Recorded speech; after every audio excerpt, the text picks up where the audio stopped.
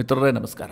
ಮಿತ್ರರೇ, ಇಡೀ ದೇಶವನ್ನು ತುದಿಗಾಲಿನಲ್ಲಿ ನಿಲ್ಲುವಂತೆ ಮಾಡಿರುವಂತಹ ವಕ್ಫ್ ಬಿಲ್ ಏನಿದೆ, ಇದರ ಅಂತಿಮ ವರದಿಯನ್ನು ಸಲ್ಲಿಸೋದಕ್ಕೆ ಜೆಪಿಸಿ ಈಗ ಮುಹೂರ್ತವನ್ನು ನಿಗದಿ ಮಾಡಿಕೊಂಡಿದೆ.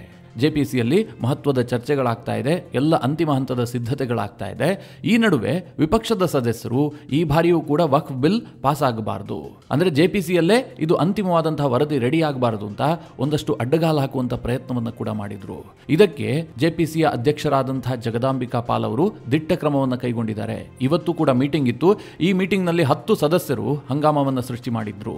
ಆ 10 ಸದಸ್ಯರುಗಳನ್ನ ಜೆಪಿಸಿಯಿಂದಲೇ ಸಸ್ಪೆಂಡ್ ಮಾಡಿ ಜಗದಾಂಬಿಕಾ ಪಾಲ್ ಅವರು ಆದೇಶ ಮಾಡಿದ್ದಾರೆ.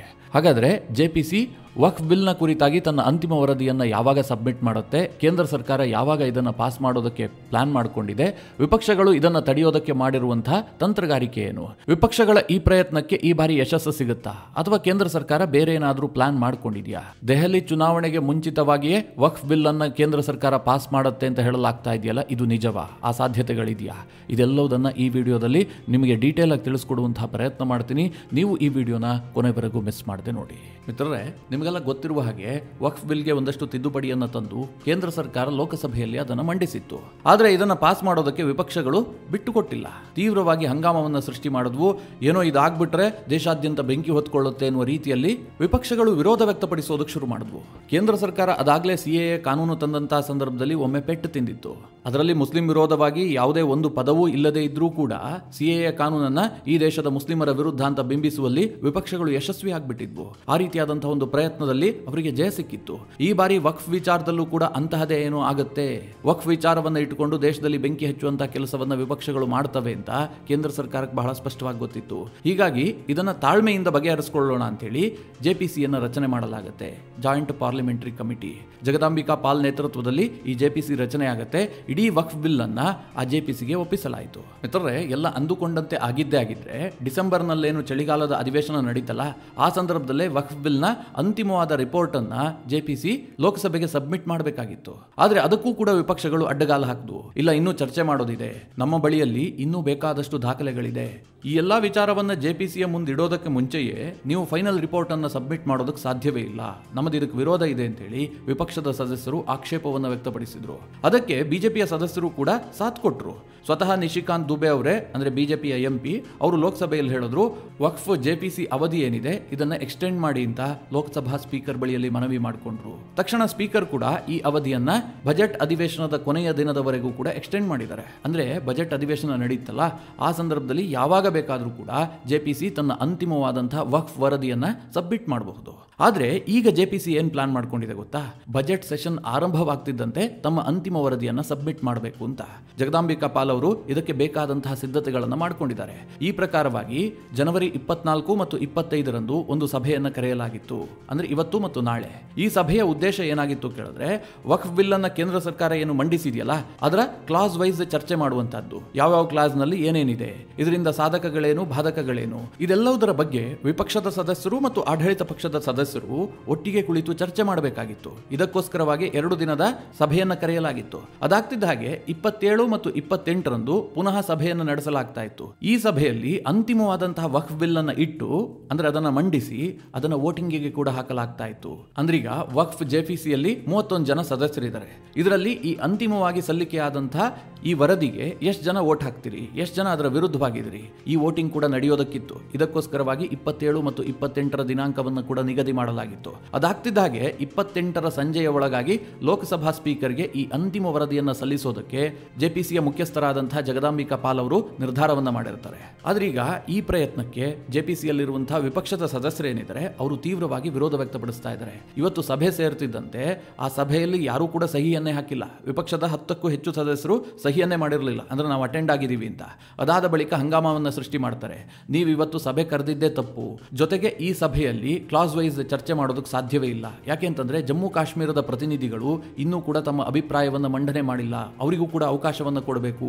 ಜಮ್ಮು ಕಾಶ್ಮೀರದಲ್ಲಿ ಅತಿ ಹೆಚ್ಚಿನ ಸಂಖ್ಯೆಯಲ್ಲಿ ಮುಸ್ಲಿಮರಿದ್ದಾರೆ, ಅದು ಮುಸ್ಲಿಂ ಬಹುಸಂಖ್ಯಾತರಿರುವಂತಹ ರಾಜ್ಯ. ಅಂತಹ ರಾಜ್ಯದ ಅಹವಾಲನ್ನು ಕೂಡ ಜೆಪಿಸಿ ಕೇಳಬೇಕು. ಅದಲ್ಲದೆ ಏಕಪಕ್ಷೀಯವಾಗಿ ನಿರ್ಧಾರವನ್ನು ಕೈಗೊಳ್ಳೋದಕ್ಕೆ ಸಾಧ್ಯ ಇಲ್ಲ. ಹೀಗಂತ ತೃಣಮೂಲ ಕಾಂಗ್ರೆಸ್ನ ಕಲ್ಯಾಣ್ ಬ್ಯಾನರ್ಜಿ, ಡಿಎಂಕೆಯ ಎ ರಾಜಾ, ಅಸಾದುದ್ದೀನ್ ಓವೈಸಿ ಹೀಗೆ 10ಕ್ಕೂ ಹೆಚ್ಚು ವಿಪಕ್ಷ ಸದಸ್ಯರು ಇದಕ್ಕೆ ತೀವ್ರವಾದಂತಹ ವಿರೋಧ ವ್ಯಕ್ತಪಡಿಸಿದ್ರು. ಆದರೆ ಇವತ್ತು ಮಾತ್ರ ಜೆಪಿಸಿಯ ಅಧ್ಯಕ್ಷರಾದಂತಹ ಜಗದಾಂಬಿಕಾ ಪಾಲ್ ಇವರ ವಿರೋಧವನ್ನ ಕೇಳುವಂತಹ ಮನಸ್ಥಿತಿಯನ್ನೇ ಹೊಂದಿರಲಿಲ್ಲ. ಯಾಕೆಂದ್ರೆ ಇವ್ರು ಹೇಳಿದ್ದೆಲ್ಲೋದನ್ನು ಕೂಡ ಕೇಳಾಗಿದೆ. ಇವ್ರು ಏನೇನು ವಾದ ಮಂಡಿಸಿದಾರೋ ಅದೆಲ್ಲದಕ್ಕೂ ಕೂಡ ಅವಕಾಶ ಕೊಟ್ಟಾಗಿದೆ. ಪ್ರತಿ ಬಾರಿಯೂ ಕೂಡ ಅಂತಿಮ ಹಂತಕ್ಕೆ ಬಂದಂತಹ ಸಂದರ್ಭದಲ್ಲಿ ಇವರು ಇದಕ್ಕೆ ವಿರೋಧವನ್ನು ವ್ಯಕ್ತಪಡಿಸ್ತಾರೆ, ಅಲ್ಲಿ ಹಂಗಾಮವನ್ನು ಸೃಷ್ಟಿ ಮಾಡ್ತಾರೆ. ಈ ಹಿಂದೆಯೂ ಕೂಡ ಟಿಎಂಸಿಯ ಕಲ್ಯಾಣ್ ಬ್ಯಾನರ್ಜಿ ದೊಡ್ಡ ಮಟ್ಟದಲ್ಲಿ ಹಂಗಾಮ ಮಾಡಿದ್ರು. ಸಭೆ ನಡೀತಿದ್ದಂತಹ ಸಂದರ್ಭದಲ್ಲಿ ಟೇಬಲ್ ಮೇಲಿದ್ದಂತಹ ನೀರಿನ ಗ್ಲಾಸ್ ಏನಿತ್ತು ಅದನ್ನೇ ಒಡೆದು ಹಾಕಿ ಹಂಗಾಮ ಸೃಷ್ಟಿ ಮಾಡಿದ್ರು. ಇದರಿಂದ ಸ್ವತಃ ಕಲ್ಯಾಣ್ ಬ್ಯಾನರ್ಜಿ ಅವರ ಕೈಗೆ ಗಾಯ ಆಗಿತ್ತು. ಅಂದ್ರೆ ಆ ಮಟ್ಟಿಗೆ ವಿಪಕ್ಷ ಸದಸ್ಯರು ಅಲ್ಲಿ ಹಂಗಾಮವನ್ನು ಸೃಷ್ಟಿಸುವಂತಹ ಕೆಲಸ ಮಾಡ್ತಾ ಇದ್ದಾರೆ. ಮಿತ್ರರೇ, ಇದು ಒಂದು ಹಂತದಲ್ಲಿ ನಿಜಕ್ಕೂ ಕೂಡ ನಾಚಿಕೆಗೇಡಿನ ಸಂಗತಿ. ಯಾಕೆ ಗೊತ್ತಾ? ಜೆಪಿಸಿ ಅನ್ನೋದಕ್ಕೆ ಅಷ್ಟೊಂದು ಮಹತ್ವ ಇದೆ. ಇಡೀ ಸಂಸತ್ ಏನಿದೆ ಅದರಲ್ಲಿ ರಚನೆ ಆಗುವಂತಹ ಜೆಪಿಸಿಯಲ್ಲಿ ತುಂಬಾ ಅನುಭವಿಗಳನ್ನ ಮಾತ್ರ ಅಲ್ಲಿ ನಿಯೋಜನೆ ಮಾಡಲಾಗಿರುತ್ತೆ. ಯಾರೋ ಮೊದಲನೇ ಬಾರಿ ಸಂಸದನೋ ಅಥವಾ ಯಾವುದೋ ಹೆಬ್ಬೆಟ್ಟನ್ನೋ ಅಲ್ಲಿ ತಂದು ನಿಯೋಜನೆ ಮಾಡಿರೋದಿಲ್ಲ. ಯಾವ ವಿಚಾರಕ್ಕೋಸ್ಕರವಾಗಿ ಜೆಪಿಸಿ ರಚನೆ ಆಗಿರುತ್ತೋ ಆ ವಿಚಾರದಲ್ಲಿ ಇವರೆಲ್ಲರೂ ಕೂಡ ಪ್ರಕಾಂಡ ಪಂಡಿತರು, ಇದರ ಬಗ್ಗೆ ವಾದ ಮಂಡಿಸೋದಕ್ಕೆ ಶಕ್ತರು ಅನ್ನುವ ಕಾರಣಕ್ಕೋಸ್ಕರವಾಗಿ ಅವರನ್ನು ನಿಯೋಜನೆ ಮಾಡಲಾಗಿರುತ್ತೆ. ಅಂತಹ ಘನತೆಯುಳ್ಳಂತಹ ಆ ಸಮಿತಿ ಸಭೆ ಸೇರಿದಂತಹ ಸಂದರ್ಭದಲ್ಲಿ ಒಂದು ಸಭ್ಯತೆಯನ್ನ ಮೇಂಟೈನ್ ಮಾಡಬೇಕಾಗತ್ತೆ. ಆದ್ರೆ ಈ ವಿಪಕ್ಷದ ಸದಸ್ಯರು ಪ್ರತಿ ಬಾರಿಯೂ ಕೂಡ ಹಂಗಾಮ ಸೃಷ್ಟಿಸ್ತಾ ಇದ್ದಾರೆ. ಅದರಲ್ಲೂ ಕೂಡ ಜೆಪಿಸಿಯ ಅಂತಿಮ ವರದಿ ಸಲ್ಲಿಕೆ ಆಗುವಂತಹ ಈ ಸಂದರ್ಭದಲ್ಲಿ ದೊಡ್ಡ ಮಟ್ಟದಲ್ಲಿ ಹಂಗಾಮ ಸೃಷ್ಟಿ ಮಾಡುವಂತದ್ದು. ಯಾಕೆ ಅಂತಂದ್ರೆ ಇದು ಇನ್ನಷ್ಟು ದಿನ ವಿಳಂಬ ಆಗಬೇಕು, ಇದೇ ರೀತಿಯಾಗಿ ಕಾಲಹರಣವನ್ನ ಮಾಡಬೇಕು. ಇದು ವಿಪಕ್ಷಗಳ ಸದಸ್ಯರ ಮೂಲ ಉದ್ದೇಶ ಆಗಿದೆ. ಹೀಗಾಗಿ ಜಗದಾಂಬಿಕಾ ಪಾಲ್ ಅವರು ಇವತ್ತು ಅವರ ಯಾವುದೇ ಅಹವಾಲನ್ನ ಕೇಳೋದಕ್ಕೆ ಸಿದ್ಧ ಇರಲಿಲ್ಲ. ಅವರು ಹಂಗಾಮ ಸೃಷ್ಟಿ ಮಾಡ್ತಿದ್ದಂತೆ 10 ಜನ ಸದಸ್ಯರನ್ನ ಒಂದು ದಿನದ ಮಟ್ಟಿಗೆ ಸಸ್ಪೆಂಡ್ ಮಾಡಿ ಆದೇಶವನ್ನು ಮಾಡಿದ್ದಾರೆ. ಮಿತ್ರರೇ, ಇದಿಷ್ಟು ಇವತ್ತು ನಡೆದಂತಹ ಬೆಳವಣಿಗೆ. ಹಾಗಾದ್ರೆ ಜೆಪಿಸಿಯ ಅಧ್ಯಕ್ಷರಾದಂತಹ ಜಗದಾಂಬಿಕಾ ಪಾಲ್ ಅವರ ಪ್ಲಾನ್ ಏನು, ಸರ್ಕಾರದ ಪ್ಲಾನ್ ಏನು, ಇದನ್ನ ನೋಡೋದಾದ್ರೆ ಎಲ್ಲ ಅಂದುಕೊಂಡಂತೆ ಆಗಿದ್ದೇ ಆದ್ರೆ 28 ಜನವರಿಯಂದು ಅಂತಿಮವಾದಂತಹ ವರದಿಯನ್ನ, ಅಂದ್ರೆ ವಕ್ಫ್ ಬಿಲ್ ನ ವಿಚಾರವಾಗಿ ಜೆಪಿಸಿ ಏನು ಅಂತಿಮ ವರದಿ ಕೊಡುತ್ತೋ ಅದನ್ನ ಸ್ಪೀಕರ್ ಓಂ ಬಿರ್ಲಾ ಅವರಿಗೆ ಸಬ್ಮಿಟ್ ಮಾಡಲಾಗುತ್ತೆ. ಬಳಿಕ ಜನವರಿ 31ನೇ ತಾರೀಕು ಬಜೆಟ್ ಸೆಷನ್ ಆರಂಭವಾಗುತ್ತೆ. ಫೆಬ್ರವರಿ 1ನೇ ತಾರೀಕು ನಿರ್ಮಲಾ ಸೀತಾರಾಮನ್ ಅವರು ಬಜೆಟ್ ಅನ್ನು ಮಂಡಿಸ್ತಾರೆ. ಅದಾದ ಬಳಿಕ ಮಿತ್ರರೇ, ಈ ಒಂದು ಜೆಪಿಸಿಯ ವರದಿ ಏನಿದೆ ಇದನ್ನ ಸಂಸತ್ನಲ್ಲಿ ಮಂಡನೆಯನ್ನ ಮಾಡೋದಕ್ಕೆ ಕೇಂದ್ರ ಸರ್ಕಾರ ನಿರ್ಧಾರ ಮಾಡಿದೆ. ಅಂದ್ರೆ ಇದೆಲ್ಲದರ ಉದ್ದೇಶ ಏನು ಗೊತ್ತಾ? ಫೆಬ್ರವರಿ 5ನೇ ತಾರೀಕು ದೆಹಲಿ ವಿಧಾನಸಭಾ ಚುನಾವಣೆ ನಡೆಯುತ್ತೆ. ಅದಕ್ಕೆ ಮುಂಚೆ ಜೆಪಿಸಿಯ ವರದಿಯನ್ನ ಲೋಕಸಭೆಯಲ್ಲಿ ಮಂಡಿಸಬೇಕು. ಅದು ಪಾಸ್ ಆಗುತ್ತಾ, ಅದ್ರ ಬಗ್ಗೆ ಚರ್ಚೆ ಆಗಬೇಕಾ, ಅದು ನಂತರದ ವಿಚಾರ. ಯಾಕೆಂದ್ರೆ ಜೆಪಿಸಿಯ ವರದಿ ಮಂಡನೆ ಆದ ತಕ್ಷಣ ಪಾಸ್ ಆಗೋದಿಲ್ಲ. ಅದರ ಬಗ್ಗೆ ಸುದೀರ್ಘವಾಗಿ ಚರ್ಚೆ ಮಾಡೋದಕ್ಕೆ ಅವಕಾಶ ಕೊಡ್ತೀನಿ ಅಂತ ಈ ಹಿಂದೆಯೇ ಸ್ಪೀಕರ್ ಓಂ ಬಿರ್ಲಾ ಹೇಳಿದ್ರು. ಯಾವಾಗ ಅಲ್ಪಸಂಖ್ಯಾತ ಕಲ್ಯಾಣ ಸಚಿವರಾದಂತಹ ಕಿರಣ್ ರಿಜಿಜು ಈ ವಕ್ಫ್ ಬಿಲ್ ಅನ್ನ ಲೋಕಸಭೆಯಲ್ಲಿ ಮಂಡಿಸಿದ್ರು, ಆ ಸಂದರ್ಭದಲ್ಲೇ ಸ್ಪೀಕರ್ ಮಾತು ಕೊಟ್ಟಿದ್ರು, ಜೆಪಿಸಿಯಿಂದ ವರದಿ ಬಂದ ತಕ್ಷಣ ನಿಮ್ಗೆಲ್ಲರಿಗೂ ಕೂಡ ಮುಕ್ತವಾದಂತಹ ಅವಕಾಶ ಕೊಡ್ತೀನಿ, ಎಷ್ಟು ದಿನ ಬೇಕಾದರೂ ಚರ್ಚೆ ಮಾಡಿ, ಯಾರು ಏನೇ ವಾದ ಮಂಡಿಸೋದಿದ್ರು ಕೂಡ ಅವಾಗ ನಾನು ಅವಕಾಶ ಕೊಡ್ತೀನಿ ಅಂತ ಸ್ಪೀಕರೇ ಮಾತು ಕೊಟ್ಟಿದ್ರು. ಹೀಗಾಗಿ ನಿರ್ಮಲಾ ಸೀತಾರಾಮನ್ ಅವರು ಬಜೆಟ್ ಮಂಡಿಸಿದ ಮಾರನೇ ದಿನವೇ ವಕ್ಫ್ ಬಿಲ್ ಅನ್ನ ಲೋಕಸಭೆಯಲ್ಲಿ ತಂದ್ರೂ ಕೂಡ ಅದು ಪಾಸ್ ಆಗುವಂತಹದ್ದು ವಿಳಂಬ ಆಗುತ್ತೆ. ಆದ್ರೆ ಮಿತ್ರರೇ, ಇದರಿಂದ ಬಿಜೆಪಿಗೆ ಲಾಭ ಆಗುತ್ತೆ, ಹೀಗೊಂದು ನಿರೀಕ್ಷೆಯಲ್ಲಿ ಸರ್ಕಾರ ಇದೆ. ಯಾಕೆಂತಂದ್ರೆ ಫೆಬ್ರವರಿ 5ನೇ ತಾರೀಕು ದೆಹಲಿಯಲ್ಲಿ ಚುನಾವಣೆ ಬರುತ್ತಲ್ಲ, ಚುನಾವಣೆಗೆ ಮುಂಚೆ ಈ ಬಿಲ್ ಅನ್ನ ತಂದಿದ್ದೆ ಆದ್ರೆ ದೆಹಲಿಯಲ್ಲಿ ಏನಾದರೂ ಸ್ವಲ್ಪ ನಮಗೆ ಮತಗಳಿಕೆ ಜಾಸ್ತಿ ಆಗಬಹುದು ಅನ್ನುವಂಥ ಲೆಕ್ಕಾಚಾರ. ಆದ್ರೆ ಇದು ಆಗಬಾರದು ಅನ್ನೋದಕ್ಕೋಸ್ಕರವಾಗಿ ವಿಪಕ್ಷಗಳು ಈಗ ವಿರೋಧವನ್ನು ತೆಗಿತಾ ಇರುವಂತದ್ದು. ಹೇಗಿದ್ರೂ ಕೂಡ ಫೆಬ್ರವರಿ 31ನೇ ತಾರೀಕು ಬಜೆಟ್ ಸೆಷನ್ ಆರಂಭವಾಗುತ್ತೆ. ಫೆಬ್ರವರಿ 13ನೇ ತಾರೀಕು ಮುಕ್ತಾಯ ಆಗುತ್ತೆ, ಮೊದಲನೇ ಹಂತದ್ದು. ಅನಂತರ ಮಾರ್ಚ್ 10ನೇ ತಾರೀಕು ಪುನಃ ಬಜೆಟ್ ಸೆಷನ್ ಆರಂಭವಾಗುತ್ತೆ. ಅದು ಏಪ್ರಿಲ್ 4ರವರೆಗೂ ಕೂಡ ನಡೆಯುತ್ತೆ. ಅಂದ್ರೆ ಸುದೀರ್ಘ ಕಾಲಾವಧಿ ಇದೆ. ಹೀಗಾಗಿ ಇದನ್ನ ವಿಳಂಬ ಮಾಡಬೇಕು. ಈಗ ಇದರ ಲಾಭ ಬಿಜೆಪಿಗೆ ಆಗದಂತೆ ತಡಿಬೇಕು ಅಂತ ವಿಪಕ್ಷಗಳು ಸಾಕಷ್ಟು ಪ್ರಯತ್ನವನ್ನ ಮಾಡ್ತಾ ಇದ್ದಾವೆ. ಜೆಪಿಸಿ ಅಂತಿಮ ವರದಿಯನ್ನ ಸಬ್ಮಿಟ್ ಮಾಡುವಲ್ಲಿ ಯಶಸ್ವಿ ಆಗುತ್ತಾ? ದೆಹಲಿ ಚುನಾವಣೆಗೆ ಮುಂಚೆ ಕೇಂದ್ರ ಸರ್ಕಾರ ಇದನ್ನ ಮಂಡಿಸುತ್ತಾ? ಇದು ಈಗಿರುವಂತಹ $1 ಮಿಲಿಯನ್ ಪ್ರಶ್ನೆ. ಇನ್ನೊಂದು ಕಡೆ ಮಿತ್ರರೇ, ಒಂದು ವೇಳೆ ಈ ಜೆಪಿಸಿ ಫೈನಲ್ ವರದಿಯನ್ನ ಕೊಟ್ಟು ಕೇಂದ್ರ ಸರ್ಕಾರ ವಕ್ಫ್ ಬಿಲ್ ಅನ್ನ ಮಂಡನೆ ಮಾಡಿ ಅದನ್ನ ಪಾಸ್ ಮಾಡಿದ್ದೆ ಆದ್ರೆ ಮುಂದೇನ್ ಮಾಡಬೇಕು ಅಂತ ಕೂಡ ವಿಪಕ್ಷಗಳು ಈಗಾಗಲೇ ಸಿದ್ಧತೆಯನ್ನ ಮಾಡ್ಕೊಂಡಿದ್ದಾವೆ. ಅಸಾದುದ್ದೀನ್ ಓವೈಸಿ ಈ ಬಗ್ಗೆ ಹೇಳಿಕೆಯನ್ನು ಕೂಡ ಕೊಟ್ಟಿದ್ದಾರೆ. ಒಂದು ವೇಳೆ ವಕ್ಫ್ ಬಿಲ್ ಏನಾದರೂ ಪಾಸ್ ಆಗಿದ್ದೆ ಆದ್ರೆ ಇಡೀ ದೇಶಾದ್ಯಂತ ಪ್ರತಿಭಟನೆ ಮಾಡ್ತೀವಿ, ನಾವು ಸುಮ್ಮನೆ ಕೂರೋದಿಲ್ಲ, ಯಾವ ಕಾರಣಕ್ಕೂ ಕೂಡ ನಾವು ಇದನ್ನು ಒಪ್ಕೊಳ್ಳೋದಿಲ್ಲ, ಮುಸ್ಲಿಂ ಸಮುದಾಯದ ವಿರುದ್ಧವಾಗಿರುವಂತಹ ಬಿಲ್, ಹೀಗಂತ ನೇರವಾಗಿ ಅಸಾದುದ್ದೀನ್ ಓವೈಸಿ ಘೋಷಣೆ ಮಾಡಿದ್ದಾರೆ. ಅಲ್ಲಿ ಒಂದು ವಿಚಾರ ಸ್ಪಷ್ಟ ಆಗ್ತಾ ಇದೆ, ಈ ಕಾನೂನು ಪಾಸ್ ಆಗಿದ್ದೆ ಆದ್ರೆ ಬೆಂಕಿ ಹಚ್ಚೋದಕ್ಕೆ ವಿಪಕ್ಷಗಳು ಎಲ್ಲ ರೀತಿಯಲ್ಲೂ ಸಿದ್ಧತೆ ಮಾಡ್ಕೊಂಡಿದ್ದಾವೆ ಎನ್ನುವಂಥದ್ದು ಕನ್ಫರ್ಮ್ ಆಗ್ತಾ ಇದೆ. ಹಾಗಾದ್ರೆ ಜೆಪಿಸಿಯಲ್ಲಿ ಅಂತಿಮಗೊಂಡಿರುವಂತಹ ವಕ್ಫ್ನ ಫೈನಲ್ ವರದಿಯಲ್ಲೇನಿದೆ? ಕೇಂದ್ರ ಸರ್ಕಾರ ಮಂಡಿಸಿದ ಕಾನೂನಿನಲ್ಲಿ ಜೆಪಿಸಿ ಏನಾದರೂ ಬದಲಾವಣೆಯನ್ನ ತಂದಿದೆಯಾ?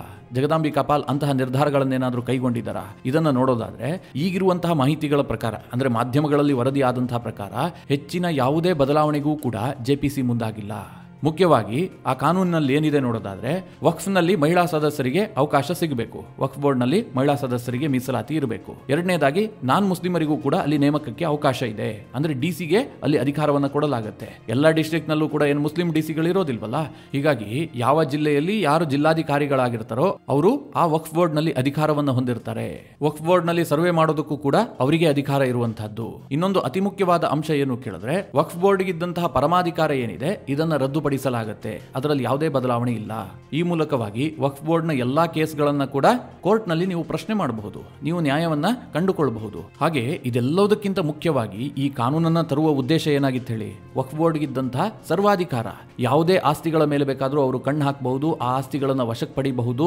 ಯಾರೇ ಅದಕ್ಕೆ ಅಬ್ಜೆಕ್ಷನ್ ವ್ಯಕ್ತಪಡಿಸಿದ್ರೂ ಕೂಡ ಅದು ವಕ್ಫ್ ಬೋರ್ಡ್ ನ ಟ್ರಿಬ್ಯುನಲ್ ನಲ್ಲೇ ಇತ್ಯರ್ಥ ಆಗಬೇಕು ಅನ್ನುವಂಥ ನಿಯಮ ಇತ್ತು. ಈ ನಿಯಮವನ್ನ ಹೊಸ ಕಾನೂನಿನಲ್ಲಿ ರದ್ದುಪಡಿಸಲಾಗಿತ್ತು. ಆದ್ರೆ ಇದಕ್ಕೆ ಜೆಪಿಸಿಯಲ್ಲಿ ವಿಪಕ್ಷದ ಸದಸ್ಯರಿಂದ ತೀವ್ರವಾದಂತಹ ವಿರೋಧ ಬಂತು. ಆದ್ರೂ ಕೂಡ ಜೆಪಿಸಿ ಇದನ್ನ ಕೇಳಿಸ್ಕೊಂಡಿಲ್ಲ. ಕೇಂದ್ರ ಸರ್ಕಾರ ಏನ್ ಕಾನೂನು ತಂದಿದೆಯೋ ಅದನ್ನೇ ಮುಂದುವರಿಸೋದಕ್ಕೆ ನಿರ್ಧಾರ ಮಾಡಲಾಗಿದೆ.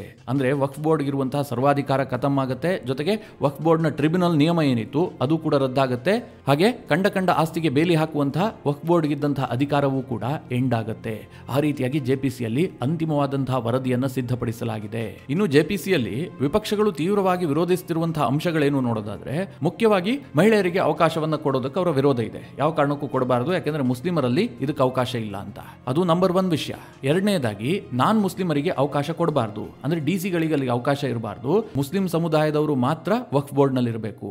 ಈ ರೀತಿಯಾಗಿ ಕಾನೂನು ತರಬೇಕು ಅಂತ ಇವರ ಎರಡನೇ ಡಿಮ್ಯಾಂಡ್. ಮೂರನೇದಾಗಿ 5 ವರ್ಷಗಳ ಕಾಲ ಮುಸ್ಲಿಮರಾಗಿದ್ರೆ ಮಾತ್ರ ಅಂತವರು ಭೂಮಿಯನ್ನ ದಾನ ಮಾಡಬಹುದು ಅಂತ ಹೊಸ ಕಾನೂನಿನಲ್ಲಿದೆ. ಇದು ಇರಬಾರದು, ಯಾರು ಬೇಕಾದ್ರೂ ಭೂಮಿ ಕೊಡೋದಕ್ಕೆ ಅವಕಾಶ ಇರಬೇಕು.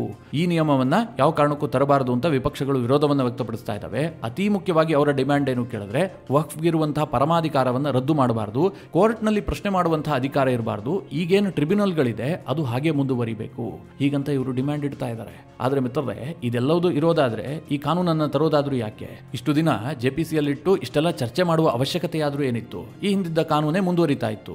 ಇಷ್ಟೆಲ್ಲ ಹಂಗಾಮ ಮಾಡಿಕೊಂಡು ಜೆಪಿಸಿ ರಚನೆ ಮಾಡಿ ಅದಕ್ಕೊಂದಷ್ಟು ದುಡ್ಡು ಖರ್ಚು ಮಾಡಿ ಅವಶ್ಯಕತೆ ಏನಿತ್ತಲ್ವಾ?